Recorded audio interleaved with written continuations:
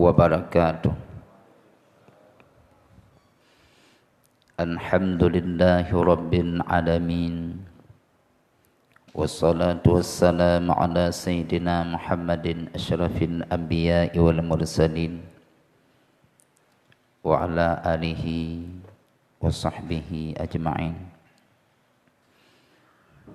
Yang mulia Imam pada subuh yang mulianya, kemudian yang ulun tuan pemulia dan hormati para guru-guru, para hadirin wal hadirat jamaah subuh yang dirahmati Allah Subhanahu wa taala. Bab pengah yang mulianya kembali tanya lanjutkan surat Ali Imran ayat 30. Surat Ali Imran ayat 30 di mana Allah nebetun ayatnya bakwade kekalahan perang Uhud dirasakan oleh kaum muslimin dan tersiar berita yang dibalik iblis bahwa baginda Muhammad sallallahu alaihi wasallam kawafut. Maka kun urang kafir kepada urang Islam bahwa Muhammad terbunuh, maka kembalilah kamu kepada agamamu, dikarenakan Muhammad yang kamu agung-agungkan telah terbunuh. Maka nekun li Allah, a'udzu billahi minasy syaithanir rajim. Bismillahirrahmanirrahim. Wa ma Muhammadun illa rasulun qad khalat min qablihi ar-rusul afa imma aw qutilan qalabtum ala aqabikum wa man yanqalib ala aqibaihi falan yadurrullahu syai'an wa sayajzillahu syakirin. Wa ma Muhammadun, tidaklah Muhammad, illa rasul, kecuali Muhammad itu Allah utus sebagai seorang rasul. Bermakna Muhammad itu hanya manusia biasa. Allah pilih rasulnya daripada golongan manusia. Dia itu bukan malaikat. Dia itu la rabba, kan Tuhan yang disembah.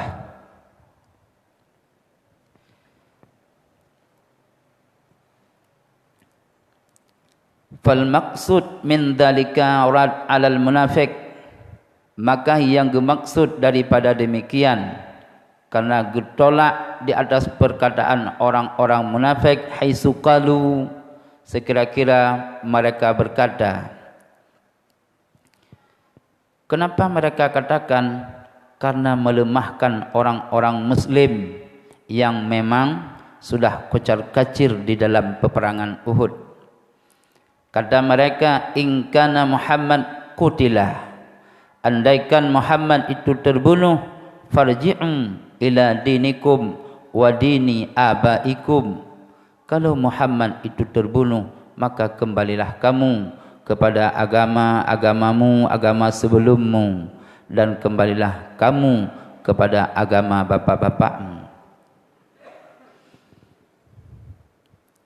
Maka dari ayat itu berfaedahlah bahwa Muhammad itu seorang rasul yang dia boleh wafat. La rabba ma'bud, bukan Tuhan yang disembah.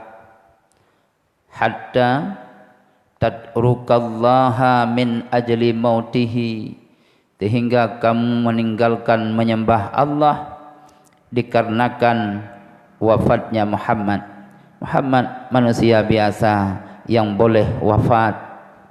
Karenanya andaikan Muhammad itu wafat, maka masih ada ma'bud bil haq yang kamu sembah.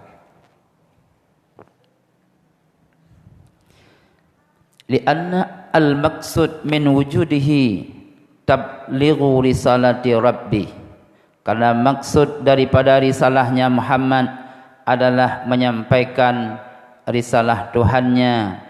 Walidzalika nudila, karena itu diturunkan ini ayat pada ketika Muhammad sallallahu alaihi wasallam diwafatkan oleh Allah. Ya, karenanya pada ketika Muhammad wafat, Allah turunkan ayat yang lain, al-yawma akmaltu lakum dinakum, pada hari ini aku sempurnakan bagimu agamamu, watmamtu alaikum ni'mati, dan aku cukupkan di atasmu nikmatku, waraditu lakumul islam madina, dan lun ridha sebagai agamamu adalah Islam. Walakin Muhammad itu manusia biasa, boleh wafat. Walakin akan tetapi yajibu alaina ta'zimuh wa ihtiramuh, wajib atas gedanyo membesarkan Muhammad sallallahu alaihi wasallam, wajib atas gedanyo memuliakan baginda Muhammad sallallahu alaihi wasallam hayyan wa maitan, ba'wate udip dan tatkala Rasul wafat. Wate udip Rasul wajib kita besarkan dan wajib kita muliakan. Setelah Rasul wafat, wajib kita besarkan, kita agung-agungkan, dan wajib juga kita muliakan. Wa'tikadu anna mu'jizatahu baqiyah, yang kelhe wajib tanya iktikad bahawa mu'jizat Rasul baqiyah, kekal. Yang kelhe, pertama wajib kita besarkan, kita agung-agungkan. Yang kedua, wajib kita hormati baik ketika hidupnya dan ketika wafatnya. Yang ketiga, wajib kita iktikadkan bahawa mukjizatnya baqiyah, bahawa mukjizat Rasul kekal. Han abih mukjizat Rasul hingga kiamat dunia. Wattiba'uhu, yang keempat wajib kita mengikutinya sampai hari kiamat. Yang kelima, wajib kita mentaatinya. 5 perkaranya wajib. Tak ulang, yang pertama, wajib kita agung-agungkan Rasul di kala hidupnya dan setelah wafatnya. Yang kedua, wajib kita hormati Rasul di kala hidupnya dan di kala wafatnya. Yang ketiga, wajib kita iktikadkan bahawa mukjizatnya baqiyah, kekal. Yang keempat, wajib kita mutabaah dengan Rasul, wajib kita mengikutinya. Apa yang Rasul kerjakan kita kerjakan, apa yang Rasul larang kita tinggalkan. Wajib yang kelima, wajib kita mentaatinya. Qala ta'ala, Allah berkata, may yati'ir rasul faqad ata'allah, siapa yang mentaati Rasul maka sungguhnya dia telah mentaati Allah. Dan siapa yang tidak mentaati Rasul, sesungguhnya dia tidak mentaati Allah. Allah membahasakan may yati'ir rasul faqad ata Allah. Tidak Rasul Allah katakan hayyan pada ketika hidup. Tau yang taat ke Rasul bak wate udip nana pegah Allah laganya hana. Allah ni itlak ni umumkan bahasa yang dipakai umum. Tau yang taat ke Rasul. Yang mana makna yang dah faham baik bak wate udip atau bak wate Rasul wafud, nyan sungguh dia telah mentaati Allah. Wa qala ta'ala, Allah berkata, wa ma arsalnaka illa rahmatan lil alamin. Tidak kami utus engkau wahai Muhammad sallallahu alaihi wasallam illa rahmatan lil alamin, kecuali sebagai rahmat lil alamin, bagi sekalian alam. Yang bahasa Allah ne bahasakan lil alamin, rahmatan lil alamin, bukan rahmatan li ashabih. Andaikan pada ketika hidupnya tentu rahmatan li ashabih. Bahasa Allah rahmatan lil alamin, makanya menan dikala udip Rasul menjadi rahmat untuk sekalian alam, dikala Rasul wafat juga menjadi rahmat untuk sekalian alam. Wa qala alaihi salatu wassalam, berkatalah Nabi sallallahu alaihi wasallam, kata Rasul, hayati khairul lakum wa mamati khairul lakum, faman i'taqada anna an-nabiyya la naf'a bihi ba'dal mauti bal huwa ka ahadin nas fahuwa dhillul mudil. Kata Rasul, hidupku khairul lakum, baik untukmu, wa mamati, dan wafatku khairul lakum, baik untukmu. Hidupku rahmat untukmu, matiku wafatku rahmat untukmu, kata Rasul. Maka siapa yang mengiktikadkan tidak bisa Rasul memberi manfaat untuk alam setelah Rasul wafat, tetapi Rasul itu keahadin sama seperti manusia biasa, maka dianya dallun, dianya itu sesat, mudil, dianya itu yang menyesatkan, sesat lagi menyesatkan. Ya, maka andaikan na lemah dikit lam hati tanyo Rasul saban lagi manusia biasa, oleh Rasul wafat tidak bisa memberi syafaat kepada alam, oleh Rasul wafat tidak bisa memberi manfaat untuk alam, oleh Rasul wafat tidak bisa memberi kebaikan untuk alam, nyo sesat menyesatkan. Yang mana tunggu-tunggu para hadirin yang dirahmati Allah, setelah Rasul wafat, Rasul nadoh tentang hal alam, jawab di dalam kubur Rasul selalu diberitakan berita tentang alam. Yang kedua, di dalam kubur Rasul ada satu cermin, yang di dalam cermin itu Rasul bisa memantau seluruh alam. Ya, maka menyamanan andaikan seorang umat Muhammad mengucap salam untuk Rasul, ya, jio ino mbak tanya berselawat untuk Rasul, apa Rasul tahu? Jawab nedepu oleh Rasul. Ngan pun nedepu, jet nedepu dengan berita dari malaikat menyampaikan kepada Rasul bahawa Fulan bin Pulin mengirim salam untukmu wahai Rasul. Jet juga nedepu dengan nemusyahadah nekalan li Rasul di dalam kubur Rasul.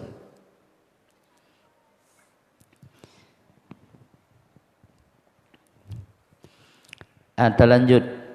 Afa imma ta'au qutilan qalabtum ala aqabikum. Apakah maka jika Rasul itu wafat au qutila atau Rasul itu terbunuh syahid, inqalabtum, kamu berbalik di atas agamamu, ala aqabikum, artinya kepada kufur sebelum kamu masuk di dalam agamamu. Apakah bila Rasul itu wafat atau bila Rasul itu syahid terbunuh, maka kamu berpaling kepada kekufuran? Yang jawab tentu baik tak berpaling. Andaikan Rasul itu wafat, kamu jangan berpaling, sebab Rasul itu hanya Rasul yang diutus oleh Allah daripada manusia, kon dipilih dari malaikat, kon Tuhan yang disembah, maka layak wafat kepadanya. Kata Allah, wa may yanqalib ala aqibai, maka siapa yang berpaling kepada kekufurannya, falai yadurrullahu syai'a, maka dianya tidak bisa memudaratkan Allah sesuatu apapun. Menyata berpaling daripada agama, tak balik kepada kafir, puak bisa memudaratkan Allah han. Maka berpalingmu kepada agamamu, agama sebelum agama Islam, maka hanya bisa memudaratkanmu, tidak bisa memudaratkan Allah. Lanjutan ayatnya, afa immata, kinayah daripada rujuk bagi orang-orang kafir, orang Islam yang telah murtad pada ketika itu. Bakwate Rasul wafat ramai orang muslimin murtad hanampu fikir. Bakwate Rasul wafat. Kemudian yang kedua, bakwate perang Uhud ramai orang Islam yang kembali murtad. Maka bahasa Allah, afa immata au qutilan qalabtum ala aqabikum, kinayah daripada rujuk bagi TKP. Kon hakikat berpaling, punah berpaling. Andaikan kamu sudah berpaling, maka kembali ke dalam agamamu. Ini ayat juga dibacakan oleh Abu Bakar tatkala wafat Rasulullah sallallahu alaihi wasallam. Bakwate Rasul wafat, maka orang Islam ramai yang hanampu fikir, hingga ramai di kalangan orang Islam bakwate Rasul wafat murtad, hanampu fikir. Sehingga tersiarlah, sehingga putuhlah akai sahabat, wartadda manirtadda, dan murtadlah orang-orang yang murtad, hatta qala Umar, sehingga Umar radhiyallahu an ketika Rasul wafat, ketika disebarkan berita bahwa Rasul telah wafat, Umar berkata, kullu man qala inna Muhammad qad mata ramaitu unuqahu bisayfi. Siapa yang berkata Muhammad telah wafat, maka aku tebas lehernya dengan pedangku, kata Umar. Maka matanya hanya pegah-pegah, Rasul kau wafat, tapi Umar hanya kedengar orang ipegah Rasul wafat. Maka siapa yang mengatakan Rasul itu wafat, aku tebas lehernya dengan pedangku, kata Umar. Fabalagha Abu Bakar al-khabar, maka sampailah berita kepada Abu Bakar. Datang Abu Bakar kepada Rasul yang telah wafat. Fadakhala ala Nabi, maka Rasul Abu Bakar masuk di atas Nabi sallallahu alaihi wasallam. Wa kasyafal lusam, Abu Bakar mencium hidung Nabi, yang daripada wajahnya, wa qabbalahu baina ainai, dan Abu Bakar mengecup dahi Nabi, dahi di antara dua matanya. Wa qala, Abu Bakar berkata, tibta ya habibi hayyan wa maitan, sangat baik engkau ya Rasul di ketika hidup dan di ketika wafat. Bak kalan Rasul lagenyan laga Rasul bak wadai wafat, yang di mulut Rasul yang tersungging senyuman tang Rasul nakim. Maka nakun li Abu Bakar, tibta ya habibi hayyan wa maitan, sangat baik engkau ya Rasulullah dikala hidupmu dan dikala matimu. Aku ingin menebus dirimu dengan hartaku dan dengan jiwaku, kata Abu Bakar. Kalau bisa, aku sangat menginginkan, awaddu ufdika, aku tebus dirimu dengan hartaku. Kalau bisa ya Rasulullah, jangan engkau yang wafat, aku saja yang wafat ya Rasulullah. Kalau bisa aku tebus nyawamu ya Rasulullah, aku tebus nyawamu dengan hartaku. Tapi hanjut, walakin qala Allah Ta'ala innaka maitun wa innahum maitun, kata Abu Bakar. Tetapi Allah berkata bahawa sungguh engkau itu wafat dan bahawa sungguh mereka semua wafat. Qala Abu Bakar, berkata Abu Bakar. Setelah itu kharaja, Abu Bakar keluar, wa jama'as sahabah, dan sahabat berhimpun di pekarangan Rasul. Wa sa'ada mimbar, Abu Bakar naik di atas mimbar. Wa khataba khutbatan azimah, Abu Bakar mengkhutbah, menceramah dengan khutbah yang amat agung. Qala fiha, Abu Bakar di dalam khutbahnya berkata, ayyuhan nas, hai manusia, man kana ya'budu Muhammad fa inna Muhammadan qad mata, siapa yang menyembah Muhammad maka Muhammad telah wafat.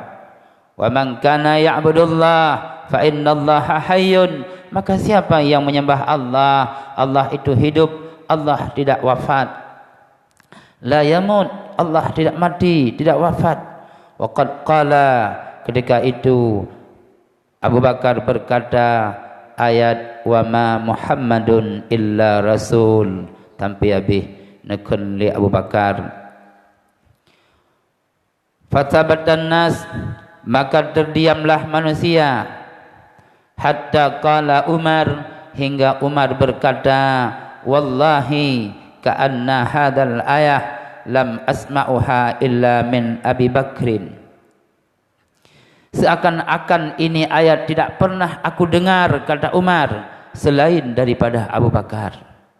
Yang kan Umar, lagi-lagi hantam lun dengar ayatnya, kecuali lun dengar Pak Abu Bakar. Maka pak watenya terdiam Umar. Umar menerima kepergian Rasulullah sallallahu alaihi wasallam.